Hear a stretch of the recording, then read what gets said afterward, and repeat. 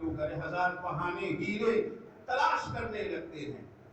بلکہ پروردگار ہمیں حکم دے رہا ہے ماہ رمضان میں روزہ رکھنے کا، تو مصلحت کیا ہے؟ وہ مصلحت جو ہمارے فائدے میں، وہ مصلحت نہیں جو اس کے فائدے میں ہے، وہ مصلحت جو ہمارے فائدے میں، مصلحت کیا ہے؟ پروردگار نے اسے ایک لفظ میں بیان کر دیا، ایک چھوٹے سے جملے میں، لعلکم تتقون۔ روزے کا فلسفہ، تم پہ روزہ کیوں واجب کیا ہے؟ تمہیں کیوں بھوکا رکھ رہے ہیں؟ اس لیے نہیں کہ اللہ کو تم سے محبت نہیں ہے، کوئی دشمنی ہے جو اس کی بنا پر ہر مہینے ہمیں جو ہے بھوکا رکھتا ہے، اس لیے بھی نہیں کہ اس کے اسٹاف میں کمی ہے، لوڈ شیڈنگ کر رہا ہے۔ ہمارے یہاں بجلی کی پیداوار کم ہو جاتی ہے تو کیا کرتی ہیں حکومتیں؟ لوڈ شیڈنگ کرتی ہیں نا، 2 گھنٹہ 3 گھنٹہ کٹ کر دیا تاکہ وہ بیلنس ہو جائے۔ کیا ہم اللہ کے خزانے میں کمی ہے؟ اس کے اسٹاک میں غلے کی کمی ہو گئی تھی کہ ہمیں کہا لوڈ شیڈنگ کے لیے کہ مہینہ بھوکے رہو؟ البتہ کتنا ہم بھوکے رہتے ہیں یہ بھی خود ایک سوال ہے۔ کسی غیر مسلم نے کسی مسلمان نے کہا یار تم کو بڑا رحم آتا، بڑی دیا آتی ہے تم لوگوں پر، 1 مہینہ بھوکے رہتے ہو۔ مسلمان نے کہا تمہیں دیا کرنے کی ضرورت نہیں ہے، مسلمان بڑے عقل مند ہیں، بہت ہوشیار ہیں، تم سمجھتے ہو کہ ہم بھوکے رہتے ہیں، اتفاقاً جتنا ماہ رمضان میں کھاتے ہیں کسی مہینے میں نہیں کھاتے۔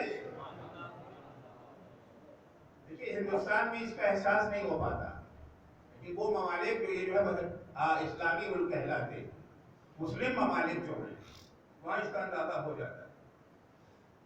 مسلم ملک کے وہ شہر جہاں عام دنوں میں مہینے میں 100 ٹن گوشت مصرف ہوتا تھا، رمضان میں وہ 150 ٹن ہو جاتا ہے۔ وہاں پر حساب کتاب فگر صحیح آ جاتے ہیں۔ جہاں 200 ٹن چاول استعمال ہوتا تھا اب وہاں 250-300 ٹن چاول استعمال ہونے لگا۔ اگر بھوکے رہتے تو ہونا تو یہ چاہیے تھا نا کہ استعمال گھٹ جاتا، سپلائی کی اتنی ضرورت نہ پڑتی، لیکن یہ وہاں اسپیشل کوٹا دینا پڑتا ہے۔ تو اللہ نے کیوں ہمارے اوپر روزہ کا لعلکم تتقون، اس لیے روزہ تم پر فرض کیا ہے تاکہ تم متقی بن سکو، دولت تقوی سے مالا مال ہو سکو۔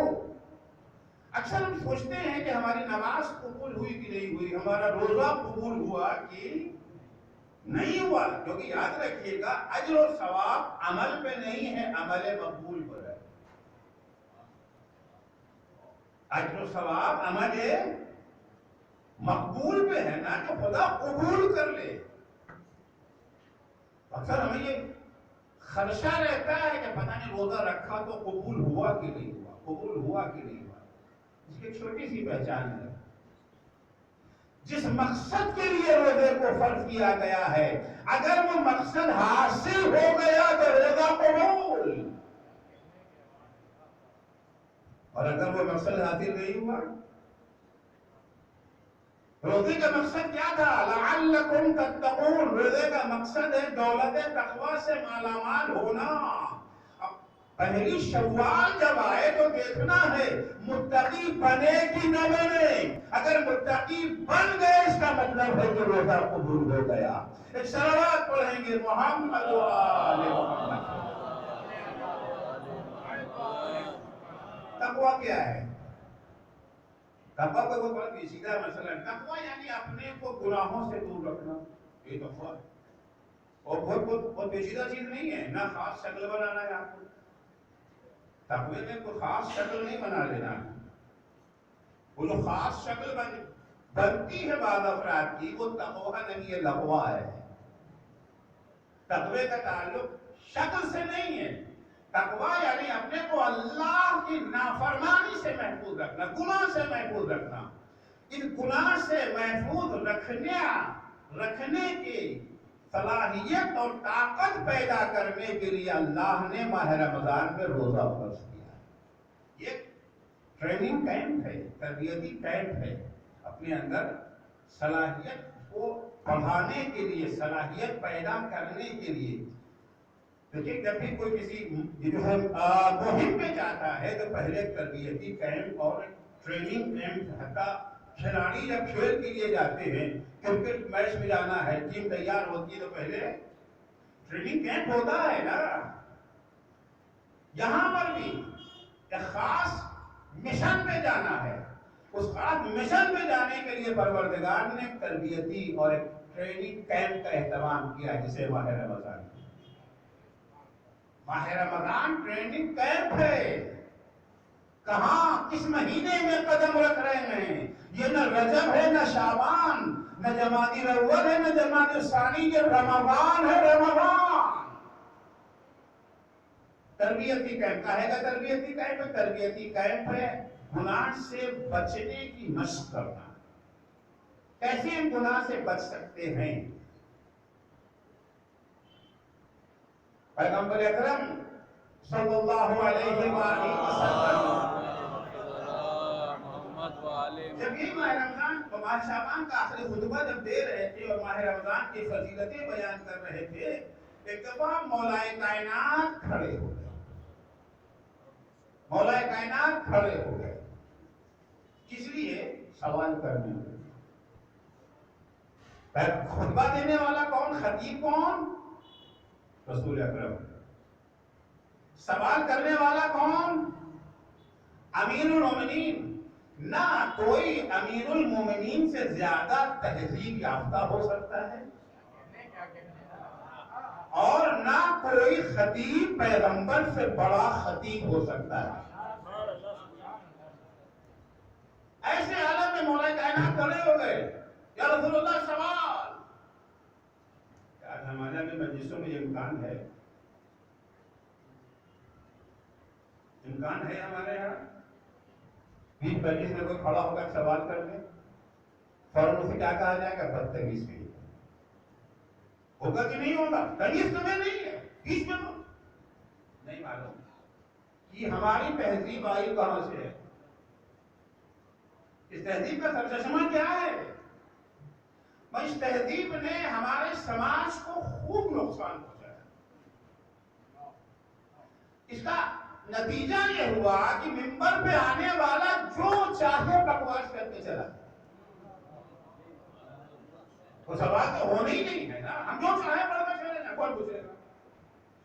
دوران مجلس تو آپ پوچھ نہیں سکتے. مجلس میں اینڈ ٹائم پر ہم آئیں گے، بلکہ افسوس خامی آدھی ہو چکی ہے تب آئیں گے. یہ بھی رواج ہے نا.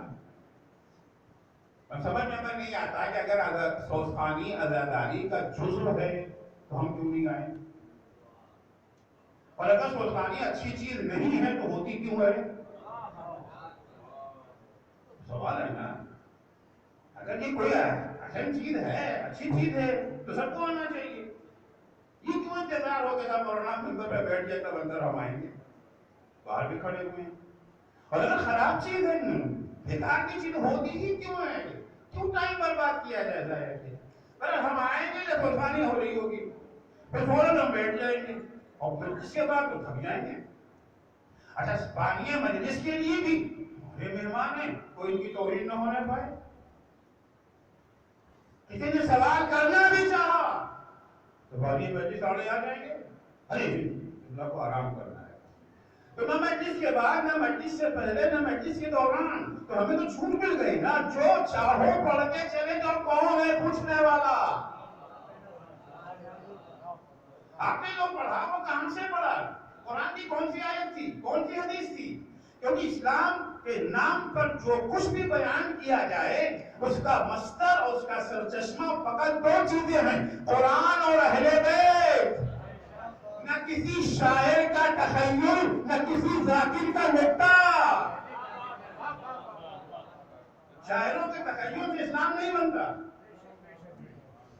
ذاکروں کے نکتوں سے بھی اسلام نہیں بنتا ہے. ہم منبر سے اگر کوئی بات کہیں تبھی مستند ہوگی جب ہمارا سرچشمہ قرآن اور اہل بیت. ہم نے نکتہ بنا لیا اور آپ اجل گئے، اس سے تو دین ہی نہ بنے گا. شعرا کے لیے بھی اسی طریقے سے آپ دیکھیں کہ آج جو ہمارا سماج چاہے وہ شاعری کا موت میدان ہو چاہے ذاکری کا میدان، میں کسی ایک صنف کی بات نہیں کر رہا، مطلب دونوں جو ہے وہ ابتذال کا شکار ہو چکے ہیں۔ شعراء کے دل میں جو آتا ہے وہ پیچھے جاتا ہے، فلاں نے یہ کہا، فلاں نے یہ کہا، چاہے وہ کربلا کے واقعات بیان کرنا ہو، کربلا کے اگر واقعات بیان کر رہے ہیں تو روایت ہے نا، تاریخ ہے نا، تو کسی تاریخ کتاب میں تو ہونا چاہیے کہ نہیں ہونا چاہیے؟ اگر کوئی مرثیہ آپ لکھ رہے ہیں تو وہ مرثیے کے وہ واقعات تاریخ میں ہونے چاہیے یا نہیں؟ ہم تو شنگید نہیں نہ ہے، روایات کی کتابوں میں ہونا چاہیے یا نہیں؟ اگر کسی عقیدے کو بیان کر رہے ہیں تو قرآن و حدیث کا ثبوت دیجیے، اگر کسی حکم شرعی کو بیان کر رہے ہیں تو قرآن و حدیث پیش کیجیے، اور اگر کسی تاریخی واقعے کو بیان کر رہے ہیں تو تاریخ پیش کیجیے۔ یہی ہے نا، شاید اٹھایا قلم جو چاہا لکھ دیا، چاہے وہ عقیدے کا مرحلہ ہو، چاہے وہ شرعی احکام کا مرحلہ ہو، چاہے واقعات کا مرحلہ ہو۔ امام حسین نے یہ کہا، جناب فاطمہ صلی اللہ علیہ نے یہ کہا، اور ایسے کہا ویسے کہا، کہاں کہا؟ مجھے خیال ہے بھیا، اس خیال کو اگر رمضان میں دن میں پڑھیں گے روزہ رکھ کر روزہ باطل ہو جائے گا، روزہ باطل ہو جائے گا۔ اکثر آپ دیکھیں گے کہ اب پوچھئے بھیا کہاں لکھا ہے یہ؟ میں ابھی مرثیہ پڑھا گیا نا، مرثیے میں کیا تھا؟ امام حسین نے یہ کہا، جناب فاطمہ نے یہ کہا، امام حسین نے یہ کہا، اور جناب فاطمہ نے کہا ہے کہ مجھے نہ معلوم، میں علم کا دعوے دار نہیں ہوں، میں ساری کتابیں نہیں پڑھی ہیں، چار کتابیں پڑھی ہیں۔ اگر کسی صاحب کے پاس ہے اس پر مجھے خبر کر دیں، آئندہ مجلس میں ہم اس سے استفادہ کریں۔ جو شاعری ہے وہ تخیل ہے۔ آپ کیجئے گا، کربلا حقیقت کا نام ہے، تخیل کا نام نہیں۔ فضائل اہل بیت حقائق پر مبنی ہیں، خیالات پہ نہیں۔ کیوں خیال ہی کرنا تو کوئی بھی تخیل کر سکتا ہے، کسی کے بارے میں بھی۔ تخیل کی آزادی تو سب کو ہے نا بھائی، فقط ہم ہی کو تو نہیں نا ہے، کوئی بھی خیال کر لے۔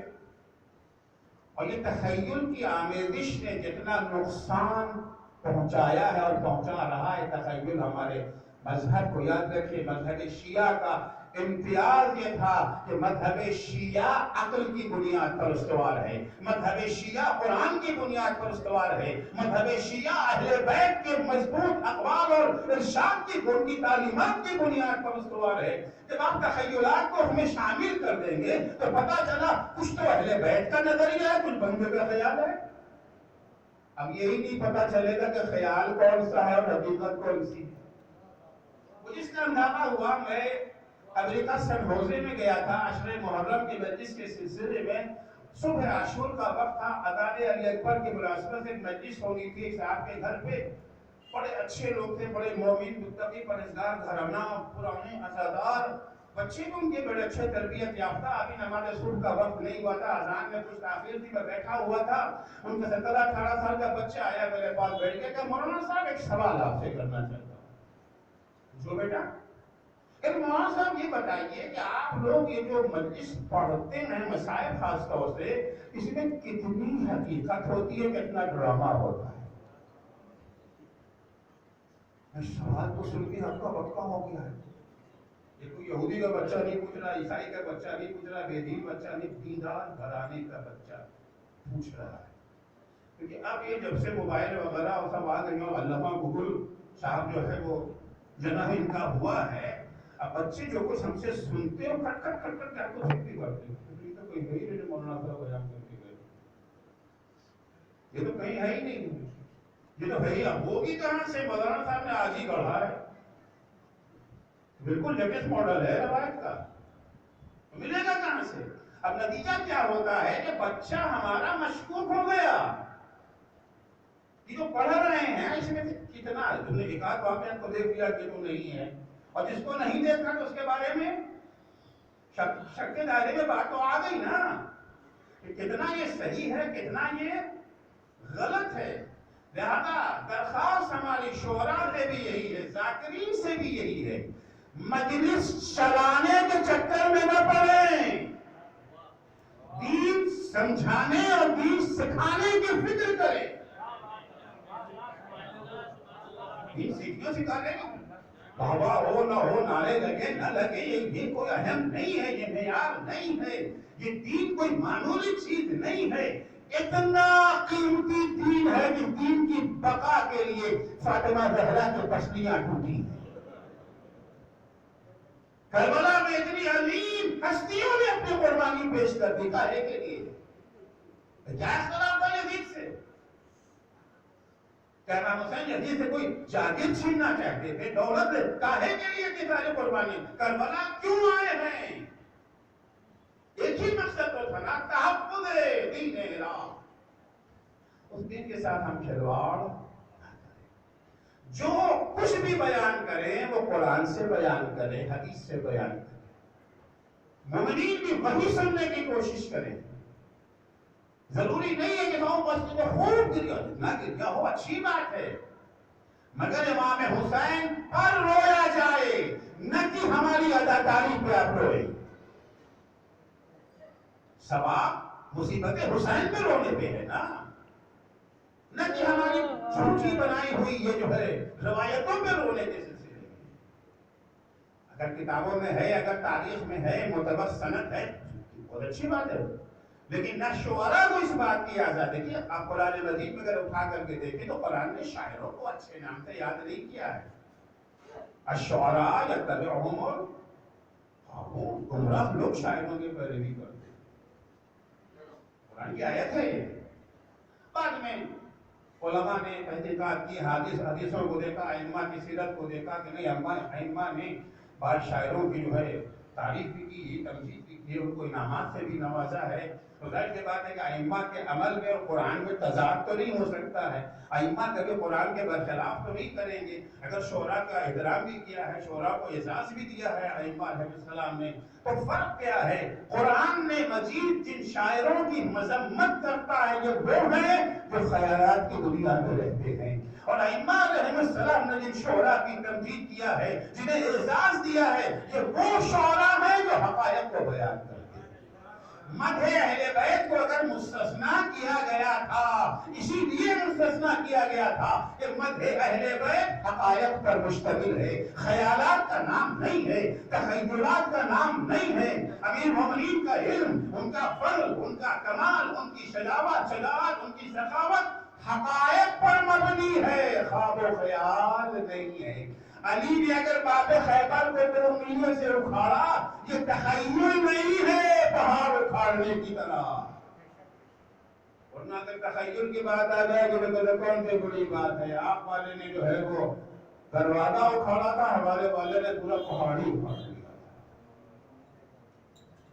تخیل اور حقائق میں فرق ہے نا. جو بھی آپ بیان کریں، ہم بیان کریں منبر سے یا شعراء بیان کریں، دھیان دیجئے، سوال کیجئے، پوچھئے خطیب سے. اصلاً باقیان مجلس کو چاہیے کہ مجلس اس طرح سے منعقد کرے کہ مجلس کے بعد ایک آدھا پون گھنٹہ سوال جواب کے لیے رکھیں. آدھا پون گھنٹہ اس میں بھی رکھیں. اگر جب آپ جب مجلس شروع ہوئی ہے ظاہر اس کے بعد نماز کا وقت آ جائے گا، 12:27 کو نماز کا وقت ہے، اس کے آگے تو نماز تو خیر ہوئی نہیں پہلے. لیکن اس طرح کا انتظام اگر شعراء کرام سے بھی پوچھا جائے، یہ جو آپ نے بیان کیا ہے کہاں سے بیان کیا؟ یہ عقیدہ توحید کے جو ہے منافی تو نہیں ہے؟ یہ عقیدہ عصمت سے ٹکراؤ تو نہیں رکھتا ہے؟ کہیں خدا نہ خواستہ اس سے اہل بیت کی توہین تو نہیں ثابت ہوتی ہے؟ یہ واقعہ اگر نقل کیا آپ نے کہ جناب زینب نے یہ کہا، امام سجاد نے یہ کہا، فلاں نے یہ کہا، تو یہ کہاں ہے؟ چاہے وہ نوحے کی شکل میں ہو، چاہے وہ سلام کی شکل میں ہو، چاہے وہ مرثیے کی شکل میں ہو، چاہے وہ قصائد کی شکل میں ہو. ہمیں اپنے ذاتی خیالات کو امام سے منسوب کرنے کا حق نہیں ہے. اپنے ذاتی خیالات، ذاتی افکار کو شہدائے کربلا سے نسبت دینے کا حق نہیں ہے. اگر ائمہ کی طرف نسبت دیں گے اور روزہ رکھے ہوئے ہیں تو روزہ باطل ہو جائے گا. یہ شرعی مسئلہ ہے. بہرحال مولا کائنات کھڑے ہو گئے، سوال کیا پیغمبر اکرم سے، یا رسول اللہ ما افضل الاعمال فی هذا الشہر، اے اللہ کے رسول یہ بتائے کہ اس مہینے کا سب سے بہترین عمل کیا ہے؟ ہم سے کوئی پوچھے مولانا سب سے بہترین عمل کیا ہے؟ قرآن کی تلاوت، دعاؤں کی جو ہے تلاوت، دعائیں سحر پڑھنا، دعائیں فطار پڑھنا، دعائیں حمزہ شمالی پڑھنا، یہ ساری دعائیں ہیں رمضان میں پڑھنے کی۔ ممکن ہے کوئی صاحب کہے سب سے اچھا عمل ہے غریبوں کی جو ہے مدد کرنا، کوئی صاحب کہے سب سے اچھا عمل ہے روزے داروں کو افطار کرانا، ممکن ہے کوئی صاحب کہے سب سے اچھا عمل ہے روزہ دوسروں کی یہاں جا کے افطار کرنا۔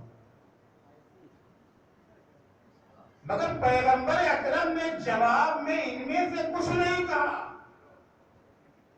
بہترین عمل ماہ رمضان کا کیا ہے؟ حضور اکرم نے نہ قرآن کی تلاوت کو بہت اہم ہے، اس سے ثواب بیان کیے ہیں، نہ دعاؤں کے بارے میں۔ بہترین عمل کی بات جب آئی، پیغمبر نے ایک جملہ کہا، الورع عن محارم اللہ۔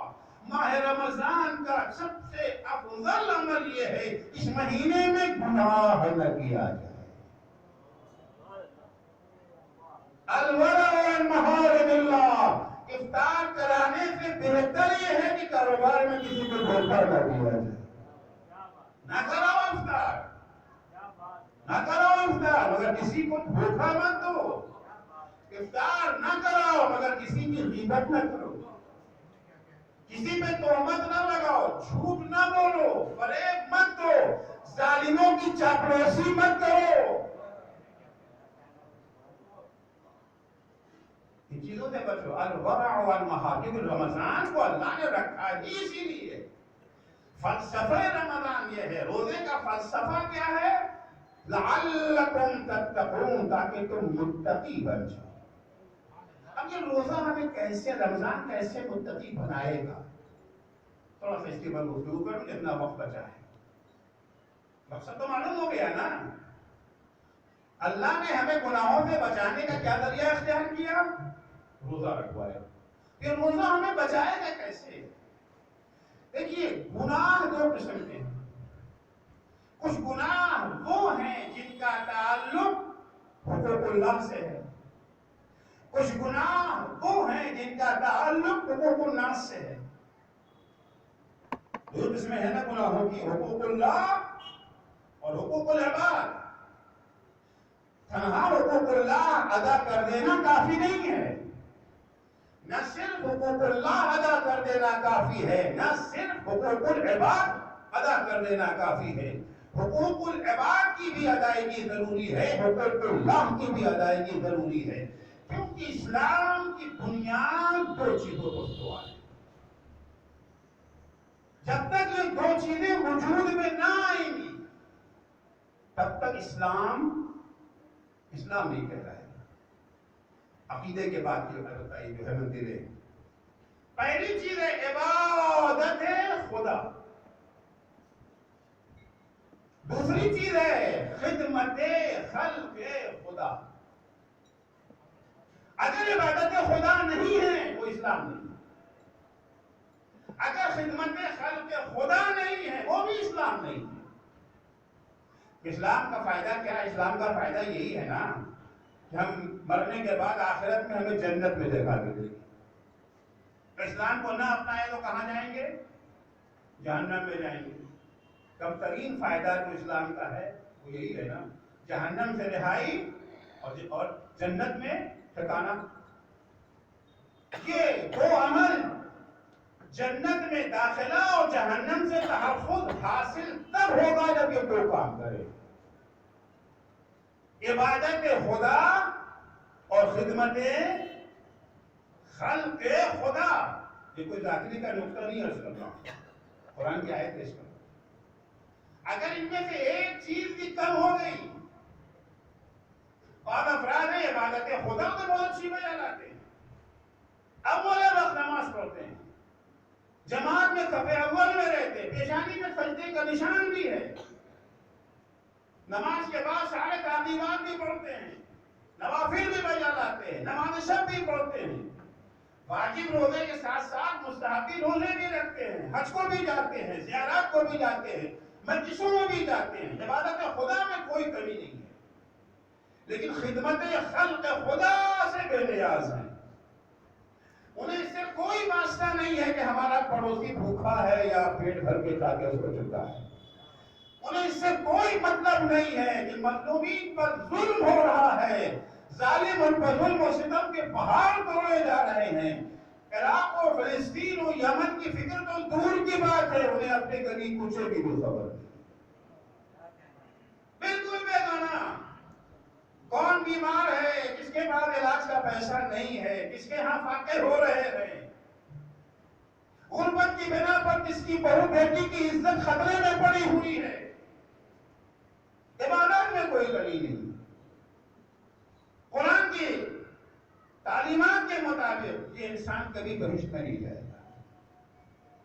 کچھ افراد وہ ہوتے ہیں خدمت خلق خدا تو خود کو پتہ چل جائے کہیں کوئی مشکل ہے فوراً حاضر، ہر مظلوم کی حمایت کے لیے تیار، ہر ظالم کے خلاف آواز اٹھانے کو تیار ہیں، غریبوں کی مدد جتنا ممکن ہے ان سے انجام دیتے ہیں، خود کرتے ہیں یا دوسروں سے لے کر کے ان تک پہنچاتے ہیں، لیکن ایک وقت کی نماز پڑھنے کو تیار ہے، ایک روزہ رکھنے کو تیار نہیں ہے، حکم اسلامی بجا لانے کو تیار نہیں ہے، اللہ کی نافرمانی سے انہیں کوئی گریز نہیں ہے، یہ بھی نہیں ہے۔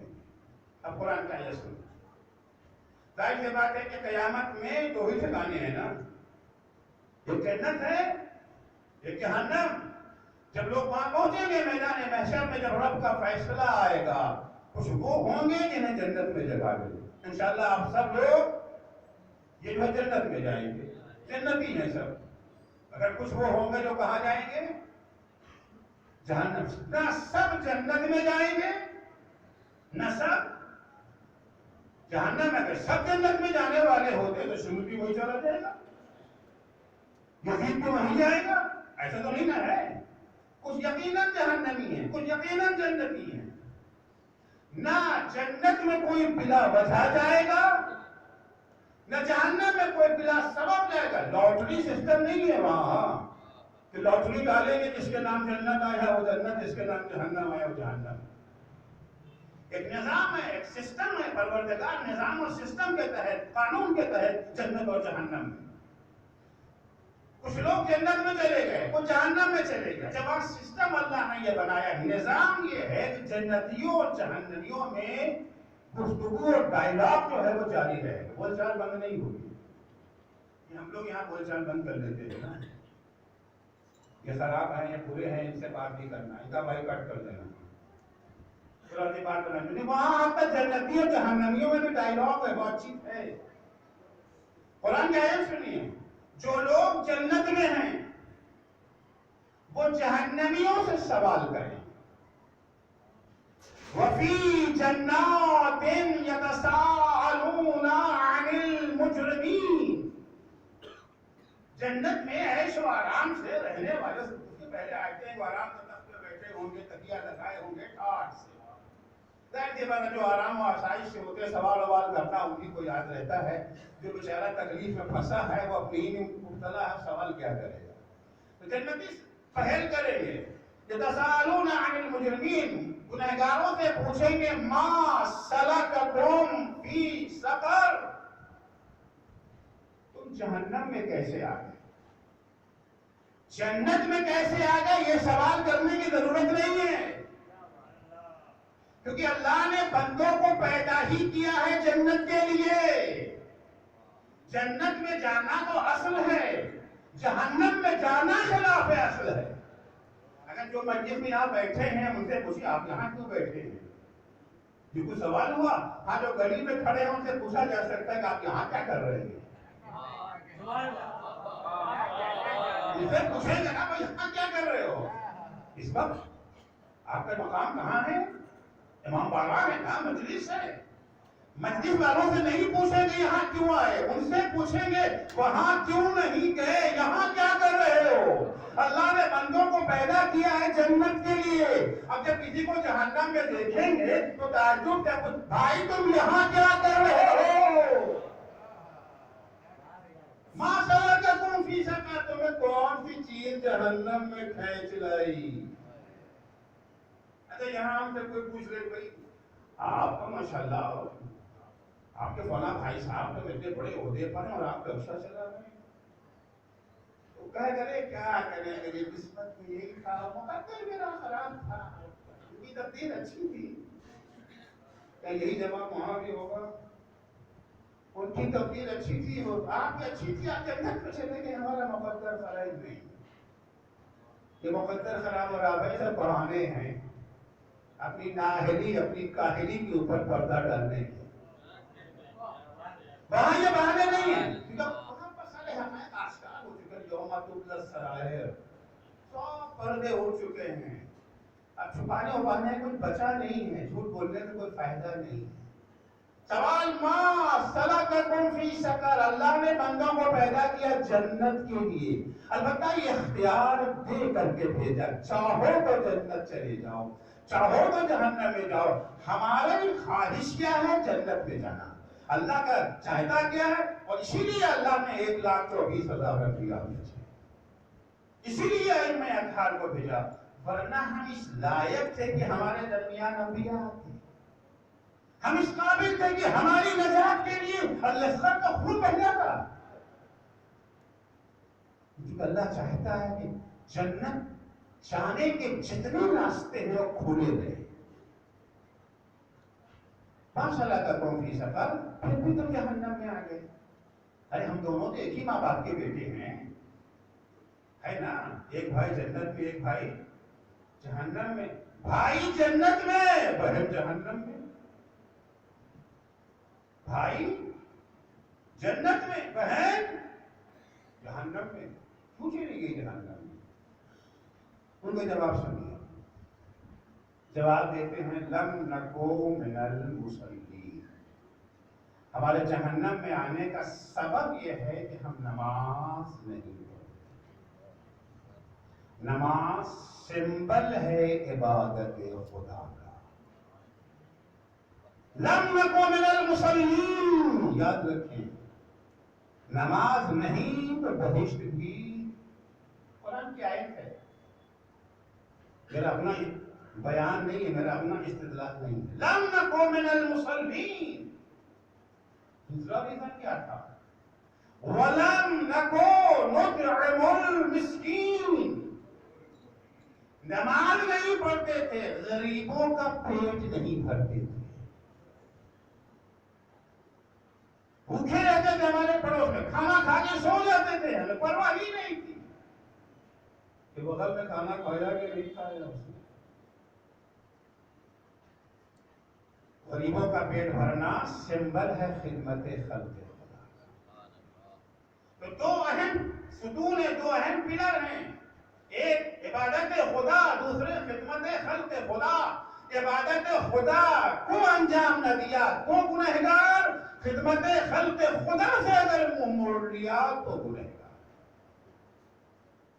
دونوں گناہ ہے نا، اور اللہ چاہتا ہے ہمیں دونوں گناہوں سے بچانا، بچانے کے لیے اللہ نے انتظام کیا ہے روزے کا، روزہ اگر رکھو گے تو عبادت خدا بھی انجام پائے گی اور خدمت خلق خدا بھی انجام۔ لیکن غریبوں کا پیٹ کیوں نہیں بھرتے؟ اس کا ایک وجہ، ریزن کیا ہے؟ غفلت، اصل ہمیں پتہ ہی نہیں ہے کہ بھوک میں کتنی تکلیف ہوتی ہے۔ ایک شخص آ کے دروازے پہ کے کہتا ہے بھائی میرا بچہ 2 دن سے بھوکا ہے، کچھ کھانا دے دو، دولت مند کے دروازے پر۔ دولت مند کی سمجھ ہی میں نہیں آتا ہے کہ وہ بھوکا ہے تو کیا ہوا، اسے نہیں معلوم کہ 2 دن کھانا نہ کھانے کی تکلیف کتنی ہوتی ہے، کیونکہ اس نے تو آج تک بھوک کا مزہ چکھا ہی نہیں ہے، وہ آج تک بھوکا ہوا ہی نہیں، اسے پتا چلے بھوک ہوتی کیا ہے۔ وہ تو بھوک لگنے سے پہلے ہی کھا لیتے ہیں، ماشاءاللہ لمبی سی ٹیبل سجی ہوئی ہے، طرح طرح کے پھل رکھے ہوئے، سیب ہے، انگور ہے، کیلا ہے، ادھر جو ہے وہ بادام ہے، کشمش ہے، یہ جو ہے پستہ ہے، ادھر سے ایک مٹھی مارا کشمش اٹھا لیا، ادھر سے آئے سیب اٹھا لیا، ادھر سے آئے انگور، تو لوگ بھوک لگنے سے پہلے ہی کھا لیتے ہیں۔ یہ جو ڈنر اور لنچ وغیرہ کا نام سنتے ہیں نا، یہ سب بھوکوں کے لیے نہیں ہے، یہ تو پیٹ بھروں کا تفنن ہے۔ آپ کبھی 5 اسٹار ہوٹل میں جا کر کے دیکھیں کھانا کھاتے ہوئے لوگوں کو، جو ٹیبل ٹول کے لاگے کھانا رکھا جاتا ہے اس میں سے کتنا پرسنٹ لوگ کھاتے ہیں اور کتنا پرسنٹ گاربیج میں جاتا ہے؟ کیونکہ انہیں بھوک کب لگا تھا. ہمارے ہوٹلوں میں جائیے دیکھیے وہ آخر تک پوری انگلی سے چاٹ کر کے تک اٹھیں گے. وہ چاول کو چھوڑنے کو تیار. کیونکہ یہاں جو آتا ہے بیچارہ بھوکا آتا ہے. وہاں جو آتے ہیں پیٹ بھرے آتے ہیں تو تفریحاً آ کر کے بیٹھتے ہیں کھانا کھانے کے لیے. تو جس نے بھوک کا مزہ چکھا ہی نہیں ہے، جب اس سے آپ کہیں گے میرا بچہ 2 دن کا بھوکا ہے، اسے احساس ہی نہیں آتا کہ رحم آئے اس کے اوپر. اللہ نے روزہ فرض کیا تاکہ غریبوں پر کیا بیتتی ہے امیروں کو اس کا احساس دلا دیا جائے. جناب ہشام امام جعفر صادق علیہ السلام سے سوال کرتے ہیں مولا مل علت فی الصیام، مولا روزے کا فلسفہ کیا ہے؟ امام فرماتے اما العلت فی الصیام ليستوي به الفقير والغني لأن الغني لم يكن ليجد مس الجوع فيرحم الفقير. روزے کا ایک فلسفہ بتائیے، ایک فلسفہ، ساری حکمت نہیں ہے. ایک فلسفہ یہ ہے کہ اللہ جل شانہ نے روزہ اس لیے واجب کیا ہے تاکہ دولت مندوں کو فاقے اور بھوک کا مزہ معلوم ہو جائے کیا ہوتا ہے. اس لیے کہ کبھی امیر نے بھوک کا مزہ چکھا ہی نہیں تھا. لأن الغنی کلما اراد الشیء قدر علیہ، کیونکہ دولت مند جب بھی جو چیز چاہتا تھا اسے مل جاتا تھا. کیلا کھانے کو بھی چاہ رکھا ہے، سیب کھانے کو بھی چاہ رکھا ہے، انگور کھانے کو بھی چاہ حاضر ہے. اسے کبھی احساس ہی نہیں ہوا بھوک کا. فیرحم الجائع، تاکہ وہ بھوکوں پر رحم کر سکے. فاراد اللہ ان یسوی بین خلقہ، اللہ نے روزہ اس لیے فرض کیا تاکہ امیر اور غریب میں برابری آ جائے، امیر کو بھی بھوک کا مزہ معلوم ہو جائے. اس لیے اللہ نے روزے کو فرض کیا ہے تاکہ فیرحم الجائع، تاکہ کمزوروں پر اس کا دل پسیج سکے اور بھوکوں پر یہ رحم کر سکے. ایک روزہ اگر انسان واقعی روزہ اگر رکھ لے تو کم سے کم اس گناہ سے انسان محفوظ ہو جائے گا کہ بھوکوں کے اوپر اسے رحم آ سکے اور وہ اس کا شمار ان لوگوں میں نہ ہو کہ لم نکو نطعم المسکین. تو روزہ اللہ نے ختم ہو رہا ہے، وقت میرا میں کیا کروں، باتیں بہت کہنے کی ان کا ٹائم اب نہیں رہ گیا. اللہ نے روزہ اس لیے فرض کیا تاکہ ہمیں گناہ سے دور رہنے کی مشق ہو. عزیزوں گناہ کو کم نہ سمجھیں. ہمارے بہت سارے افراد ہیں، اچھے ہیں، نیک لوگ ہیں، تھوڑا بہت گناہ کرتے اتنا تو چلتا ہے، اتنا تو چلتا ہے. یاد رکھیں گناہ کسی ایک عمل کا نام نہیں ہے. اگر ہم نے بھی جھوٹ بولا تو ہم نے فقط ایک کام نہیں کیا ہے. دیکھیں وہ پانی وہاں رکھا ہے، وہاں رکھا ہے، یہ مائکروفون یہاں ہے، یہاں، یہ اٹھ کر کے وہاں نہیں جائے گا، وہ اٹھ کر کے یہاں نہیں آئے گا. وہ ایک بوتل، ایک ہی بوتل ہے، ایک بوتل رکھا 5 بوتل نہیں بن جائے گا. مگر گناہ میں یہ خاصیت نہیں ہے. گناہ انڈے بچے دیتا ہے. اگر وقت ہوتا تو میں مولا کائنات کو قول پیش کرتا ہے. گناہ انڈے بچے دیتا ہے، گناہ آگے بڑھتا ہے. آج ہم نے ایک جھوٹ بولا، آج ہم نے غیبت کی، آج ہم نے کسی کی توہین کی، آج ہم نے کسی کے حق مار لے. یہ ایک حق نہیں ہے، پھر جھوٹ نہیں بولا ہے، اس کا ریئیکشن ہے، اس کا رد عمل ہے. امام رضا علیہ السلام فرماتے ہیں کہ جب بندہ کوئی گناہ کرتا ہے اس کے دل میں ایک سیاہ نقطہ پیدا ہوتا ہے. اگر توبہ کر لیا تو صاف ہو جاتا ہے. اگر توبہ نہ کیا، ایک جھوٹ آج بولا، پھر دوسرا بولا، تیسرا بولا، چوتھا بولا، وہ نقطہ بڑھتے بڑھتے بڑھتے بڑھتے پورے آئینہ دل کو سیاہ بنا دیتا ہے. اور جب پورا آئینہ دل سیاہ ہو جاتا ہے، پھر اگر باپ کے ہاتھوں پر 6 مہینے کا بچہ ہے جو پیاسا ہے، پیاس سے جس کے ہونٹ سوکھ چکے ہیں، جس کے گلے میں کانٹے پڑ چکے ہیں، اسے اس پر بھی رحم نہیں آتا. پانی دینے کے بجائے تیرے سے شعبہ سے نشانہ بنا. یہ گناہ کا نتیجہ ہے. ورنہ آپ اگر کسی سے بھی پوچھ لیں، کسی کے سامنے نان مسلم جو کربلا کی داستان سے آشنا نہیں ہے، اگر آپ اس کے سامنے بیان کریں، دو اشخاص تھے، ان کے درمیان لڑائی تھی، ان کے درمیان اختلاف تھا، ایک بیعت مانگتا تھا، دوسرا بیعت دینے کو تیار نہیں تھا. بیعت مانگنے والوں نے انکار کرنے والوں پر پانی بند کر دیا، ان کا محاصرہ کر لیا. سنتا رہا یہاں تک کہ جنگ شروع ہو گئی. پورا خاندان اس کا مارا گیا. اس کا 6 مہینے کا بچہ تھا، اس کی ماں کا دودھ بھی خشک ہو گیا تھا، اسے نہ دانا نہ پانی، بچہ اتنا پیاسا کہ ہونٹوں پہ اس کے پپڑیاں جم گئی تھی.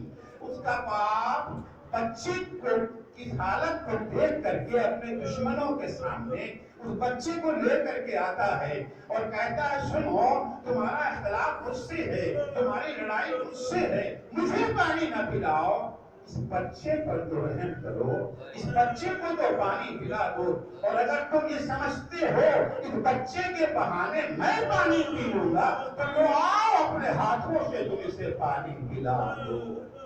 مگر ان لوگوں نے اس بچے کو پانی پلانے کے بجائے ایسا تیر مارا جو لوہے کی چادر کو چھید کر کے نکل جاتا تھا. اس میں بھی 3 بھالے تھے، بچے کا گلا چھد گیا. سننے والا غیر مسلم کہتا ہے نہیں ایسا نہیں ہو سکتا، یہ تو ممکن ہی نہیں ہے. لیکن عزیزو ایسا ہوا، ایسا ہوا. ہونے کی وجہ یہی تھی، گناہ پر گناہ، گناہ پر گناہ، پورا دل سیاہ ہو چکا تھا. اب آئینے دل میں کوئی حقیقت نظر نہیں آتی تھی. عزیزوں، جن لوگوں نے یہاں کربلا میں اتنا بھیانک جرم کیا نا، تو انہی کے خاندان والوں کو پتا چلا اس جرم کا، تو وہ سر و سینہ پیٹنے لگے. وہ سر و سینہ پیٹنے لگے. بس ایک روایت سنیے اور مجلس تمام ختم ہو گیا. راوی کہتا ہے میں حج کر کے پلٹ رہا تھا، محرم کی 12 تاریخ تھی جب میں کوفہ پہنچا ہوں.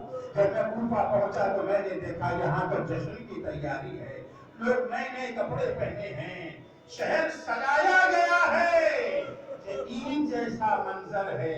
میں کوفے کا رہنے والا تو نہ تھا مگر کوفے کے حالات سے آگاہ تھا، واقف تھا. مجھے معلوم تھا کہ 12 محرم کوئی ان کے ہاں خوشی کی تاریخ نہیں ہے. میں نے پوچھ لیا بھیا یہ خوشی کاہے کی ہے، یہ جشن کس بات کا منایا جا رہا ہے؟ اس نے کہا کیا تم کوفے کے نہیں ہو؟ کہا نہیں میں تو مسافر ہوں. کہا الیاذ باللہ، کربلا میں ایک خارجی مارا گیا. کون مارا گیا؟ فاطمہ کا لال مارا گیا. راکبِ جوش رسول نہیں، یہ خارجی مارا گیا ہے. اس کے گھرانے والے اسیر کر کے لائے جا رہے ہیں، ہم اسی کے تماشے کی تیاری کر رہے ہیں. راوی کہتا میں کھڑا ہو گیا. یہ کچھ کون لوگ ہیں؟ تھوڑی دیر گزری تھی، اچانک ایک آواز بلند ہوئی، اسیروں کا قافلہ آ گیا. اب تو میں نے نگاہ اٹھا کے دیکھا تو کیا دیکھا، آگے آگے کچھ نیزے ہیں، نیزوں کے اوپر کچھ سر بلند ہے. اب میں نے چہرے پر نگاہ ڈالی، متحیر ہو کے رہ گیا. کہتے ہیں یہ خارجی ہے. چہرے کتنے نورانی ہیں، خارجی اور نورانی چہرہ. وہ ابھی اسی اضطراب میں تھا، ابھی اسی پریشانی میں تھا کہ اچانک کیا دیکھتا ہے، کچھ اونٹ آ رہے ہیں، اونٹوں کے اوپر کچھ برہنہ سر بیویاں بیٹھی ہیں، بازوؤں میں رسن بندی ہے، کچھ بیویوں کی آغوش میں چھوٹے چھوٹے بچے ہیں. بچے اتنے بھوکے ہیں، چہرے درد ہو گئے ہیں، اتنے پیاسے ہیں، ہونٹوں پہ پپڑیاں جم گئی ہیں. ارے یہ عالم، یہ دردناک منظر کوفے کی عورتوں سے بھی دیکھا نہ گیا. وہ اپنے گھروں میں گئیں، صدقے کا خرما لائیں، بچوں میں بانٹنا چاہ رہی تھی. میں نے دیکھا اچانک اسیروں کے درمیان میں بیوی کھڑی ہو گئی. اے کوفے والیوں، ہمیں صدقہ مت دو، ان الصدقۃ علینا حرام، ہم پہ صدقہ حرام ہے. کوفے کی عورتیں کہنے لگی بی بی ہم نے بڑے اسیر دیکھے ہیں، تم جیسے شریف نہ دیکھے. بھوک کا یہ عالم ہے, پیاس کا یہ عالم ہے, اور شریعت کا اتنا خیال کہ صدقہ نہ کھائیں گے. ملائیے سارا انتنا, اگر تم لوگ کہاں کی رہنے والی ہو, کون ہو تم لوگ؟ بی بی نے کہا نحن بنات رسول اللہ, ارے ہم رسول زادی ہیں, میں علی کی بیٹی زینب. وہ دھوکے نیزہ سے کسی خارجی کا سر نہیں ہے, رسول کے نواسے, فاطمہ کے نقص جگر, حسین ابن علی کا سر. ألا لعنة الله على قوم الظالمين وسيعلم الذين ظلموا أي منقلب ينقلبون. بارگاہ واسطہ ہے محمد و آل محمد علیہ السلام کا ہماری اس مختصر سی عبادت کو قبول فرما. معبود صدقے میں اہل بیت اطہار کی ہمیں توفیق عنایت فرما. ماہ رمضان میں نعمتوں کا مہینہ ہے, اس نعمت سے ہم صحیح طور سے فیضیاب ہو سکیں. پر الہ ہمیں اس نعمت میں ان عبادتوں کی توفیق عنایت فرما جو ہمیں دولت تقوی سے مالا مال کر سکے. پر الہ جو مومنین و مومنات پریشان حال ہیں ان کی پریشانیوں کو دور فرما, جو بیمار ہیں انہیں شفائے کاملہ عاجلہ عنایت فرما. پر الہ مراجع کرام اور رہبر معظم انقلاب اسلامی کی حفاظت فرما. معبود صدقے میں اہل بیت اطہار کے جن مومن کی ایصال ثواب کی مجلس منعقد کی گئی ہے انہیں اپنے دامن غفران اور رحمت میں جگہ عنایت فرما. ان کے پابندگان کو صبر اور اجر عنایت فرما. معبود صدقے میں اہل بیت اطہار علیہ السلام کے امام زمانہ کے ظہور میں تعجیل فرما. جب حضرت کا ظہور ہو تو ہمارے اعمال ایسے ہوں کہ ہم ان کے اصحاب و انصار میں شمار ہو سکے. اللہم عجل فی فرج مولانا صاحب الزمان وجعلنا من اعوانہ وانصارہ. پھر ایک دفعہ درخواست ہے سورہ فاتحہ کی برائے مرحوم حیدر عالم ابن جناب محمد موسیٰ. بسم اللہ الرحمن الرحیم الحمدللہ رب العالمین الرحمن الرحیم إياك نعبد ونستعين صراط الذين أنعمت عليهم غير المغضوب عليهم ولا الضالين. قل هو الله أحد الله الصمد لم يلد ولم يولد ولم يكن له كفوا أحد. بسم الله الرحمن الرحيم. قل هو الله أحد الله الصمد لم يلد ولم يولد ولم يكن له كفوا أحد. بسم الله الرحمن الرحيم. قل هو الله أحد الله الصمد لم يلد ولم يولد ولم يكن له كفوا أحد.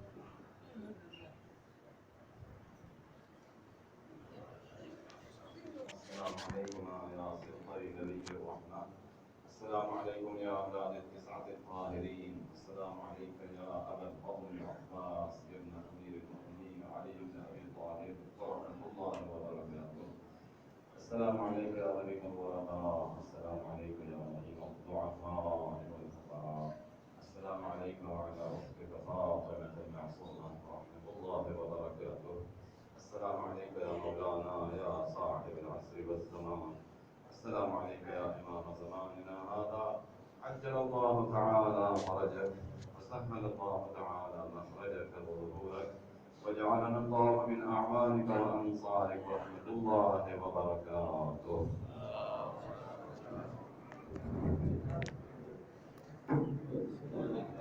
نظر کی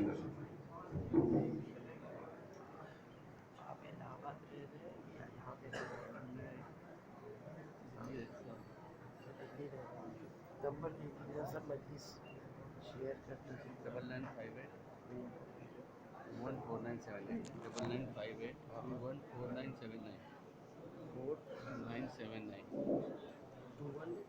MNC انڈیا نیوز پہ دیکھیے کیا کروں 99582 214979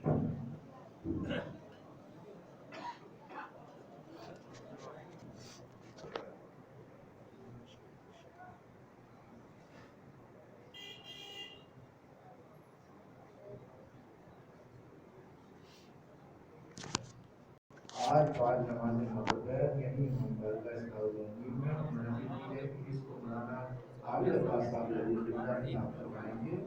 تمام مومنین سے شرکت کی گزارش ہے۔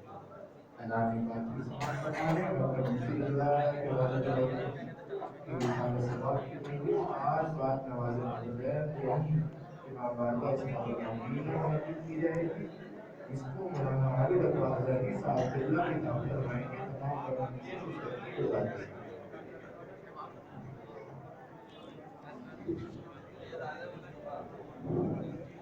أعوذ بالله من الشيطان الرجيم. بسم الله الرحمن الرحيم. إن الله